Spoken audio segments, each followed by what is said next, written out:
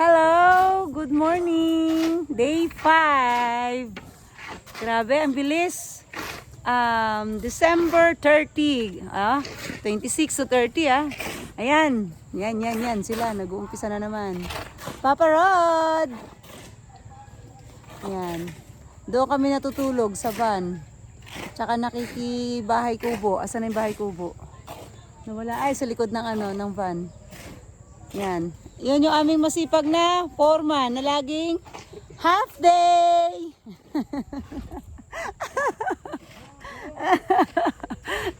Laging half day. Yan. Yan. Kaya pa. Oh, ha? Malapit na bahay na siya. Bahay kubo na. Naka-foreman na si oh. Ayan Pangilan na yan kuya? Pangatlo?